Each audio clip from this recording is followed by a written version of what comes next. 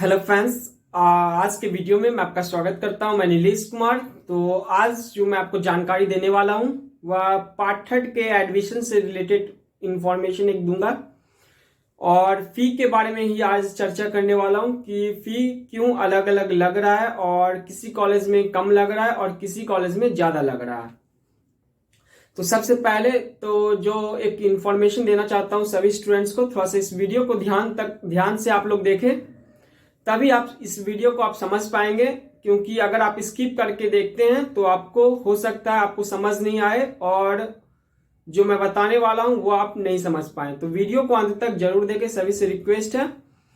तो पहला जो पॉइंट मैं बता रहा हूं थोड़ा सा उनको आप ध्यान से समझ ले कि जो पार्ट थर्ड का एडमिशन है, तो एडमिशन का जो डेट दिया है वह 25 से एक्टिवेट लिंक किया गया था, जो कि आप लोग भी जान रहे हैं कि 25 से पार्ट थर्ड का एडमिशन स्टार्ट है।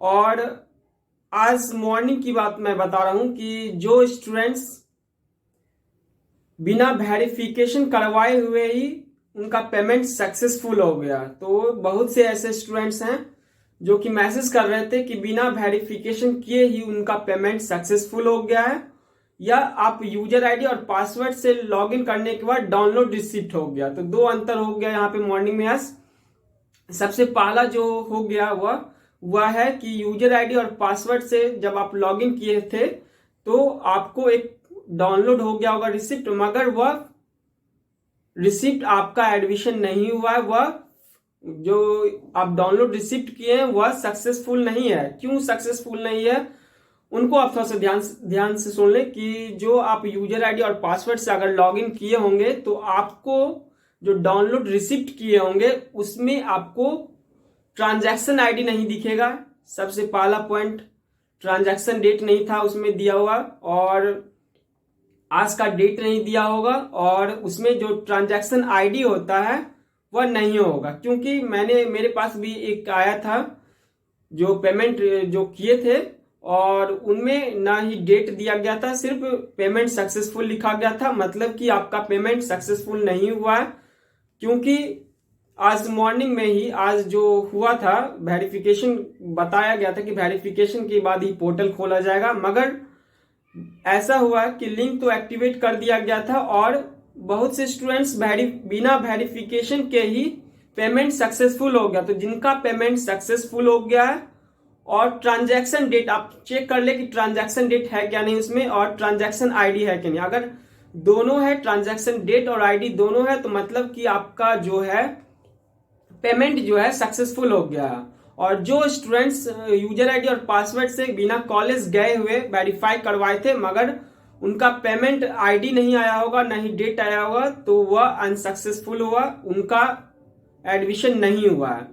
और उसके बाद क्या हुआ, आज दिन की बात मैं बता रहा हूं कि दिन के बाद जो पोर्टल पर दे दिया गया था कि जब आप यूजर आईडी और पासवर्ड लॉगिन किए होंगे तो आपको सबसे पहले दिखा होगा कि आप please go to verification for college document. तो यूजर आईडी और पासवर्ड खोलने के बाद आपको सबसे पहला जो ऑप्शन आया होगा कि आप कॉलेज से वेरीफाई करवाए तभी आपका लिंक ओपन होगा, जो कि दिन से ऐसा हो रहा था। और मॉर्निंग में जितने भी स्टूडेंट्स यूजर आईडी और पासवर्ड से लॉगिन कर पेमेंट सक्सेस किए हैं उनका सक्सेसफुल भी हुआ है और उनका एडमिशन भी हुआ है। और जो स्टूडेंट्स का मतलब रजिस्ट्रेशन तो डाउनलोड तो रिसिप्ट हुआ मगर उसमें आईडी नहीं होगा ना ही डेट होगा, तो इसका मतलब हुआ कि आपको कॉलेज जाके वेरीफाई करवाना होगा सबसे पहले। जब तक आप वेरीफाई नहीं करवाएंगे तब तक आपका लिंक, पेमेंट का लिंक जो है एक्टिवेट नहीं होगा। तो जो स्टूडेंट्स का हो गया वो अच्छी बात है, उनका हो चुका बिना वेरिफिकेशन का ही। और अब जो दिन में जो हुआ था, जो पोर्टल खुला था उसमें यूजर आईडी और पासवर्ड से जब आप लॉगिन किए होंगे तो सबसे पहले आपकी स्क्रीन पे आ गया होगा प्लीज गो टू वेरिफिकेशन। तो आपको क्या करना होगा, वेरिफिकेशन के लिए आपको कॉलेज जाना होगा। कॉलेज जाने के बाद वेरीफाई होगा उसके बाद ही आपका पेमेंट का लिंक ओपन होगा। तो आपको कॉलेज जाना होगा वेरिफिकेशन के लिए। और जो स्टूडेंट्स का प्रश्न था क्या फी जो है ज्यादा लग रहा है, किसी में लग रहा है 1600, किसी में लग रहा है 3200, तो अंतर इसलिए है क्योंकि सरकारी कॉलेज का फी जो है कम लगता है और प्राइवेट कॉलेज का फी जो है वह ज्यादा है। जितने भी प्राइवेट कॉलेज है जैसे कि इंटरनेशनल कॉलेज गोसेट हो गया, उनका पेमेंट जो है ज्यादा लगेगा और आरडी एंड डीजे कॉलेज का कम लगेगा क्योंकि वह सरकारी है, और इंटरनेशनल कॉलेज घोसेट जो है वह प्राइवेट कॉलेज है क्योंकि उसमें फी ज्यादा है। तो दोनों में अंतर आप समझ गए होंगे। और एक चीज और मैं बताना चाहता हूं कि गर्ल्स का फी जो है, जितने भी गर्ल्स हैं पार्ट थर्ड में एडमिशन लेंगे, उनका फी जो है 0 रुपया फी है, उनको फी नहीं लगेगा। तब भी उनको क्या करना है, यूजर आईडी और पासवर्ड से आपको डाउनलोड कर लेना है रिसिप्ट को, क्योंकि डाउनलोड रिसिप्ट आपको करना जरूरी है, क्योंकि 0 पेमेंट आपको करना होगा तभी आपका पेमेंट सक्सेसफुल होगा। क्योंकि बहुत से स्टूडेंट्स को गर्ल्स में क्या होता है, इसके पहले भी मैंने देखा है कि गर्ल्स में फी माफ रहता है, 0 रहता है, पेमेंट करता है फिर छोड़ देता है। तो उनको क्या करना है, डाउनलोड रिसिप्ट करना जरूरी है। डाउनलोड रिसिप्ट करके आप रख सकते हैं अपने पास, तो ही आपका पेमेंट सक्सेसफुल होगा। क्योंकि आप लोग पेमेंट को डाउनलोड नहीं करते, तो डाउनलोड कर लेना है। जितने भी स्टूडेंट्स हैं वह उनको डाउनलोड करना जरूरी है। तो जो मैं आज बताने का प्रयास किया आप अच्छे से समझ गए होंगे।